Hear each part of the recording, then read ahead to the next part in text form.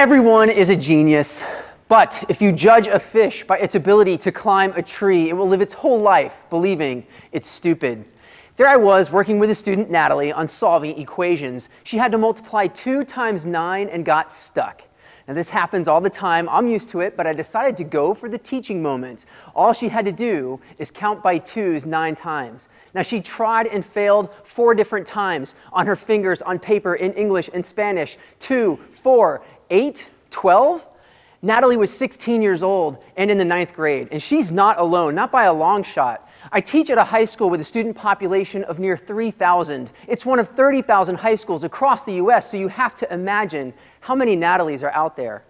Now, I've seen the best of our school system, and I can say that our best students can compete with the best students from around the world. In fact, when looking at the PISA results that compares our students to other countries, we currently rank in the 20s. Yet, if we disaggregate our results by district poverty level and compare the US districts to those top countries by poverty rates, it is clear that our students are at the top. But our best students are only a small percentage of the overall population, even in the honors classes. And then what about the Natalies?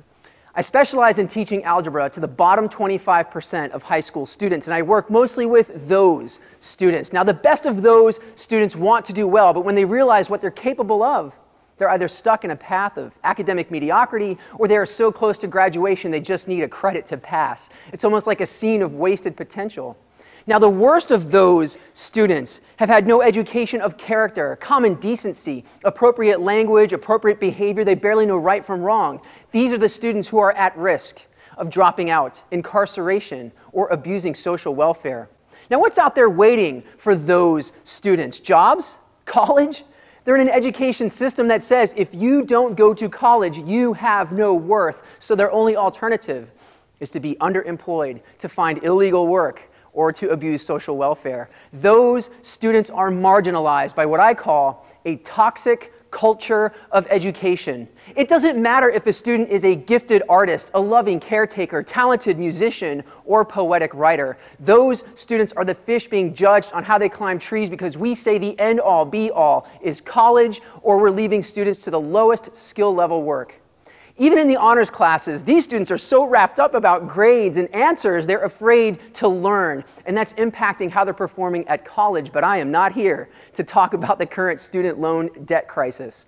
Now, you have to understand, I don't place the blame on them. Yes, they can take credit for who they are, but this is about something much bigger than the students. Our toxic culture of education begins with a classic supervillain archetype. I focus on Syndrome from The Incredibles. The supervillain's plan is to unleash a doom onto the world that only the supervillain can stop, thus gaining all the desired power. Now, this is exactly what happened in education in the 1980s and before, and then culminated in No Child Left Behind. Private education companies realized they could use public education, a multi-billion-dollar industry, to create a nearly endless stream of taxpayer money. They channeled millions of dollars into lobbying efforts and focused on 2 words, rigor and accountability, and put everything into place. State statutes were passed, district rules were enforced, and then finally No Child Left Behind became the national standard. Don't get me wrong about politics. These efforts were underway long before they were passed, so both parties get to take full credit for their disastrous results, especially with Race to the Top.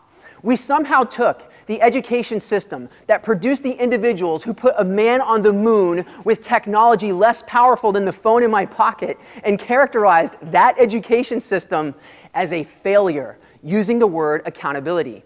We only have one way to address accountability: standardized testing.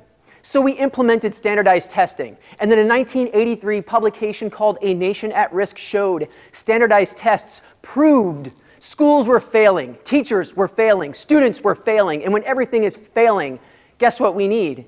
New textbooks, new workbooks, new resources, new training, accountability systems, new schools, private schools, charter schools, and who is it that creates all of these things that all of a sudden we need? Our supervillain, private education companies. The only way to feed a business model in this toxic culture of education is to perpetuate a picture of failure.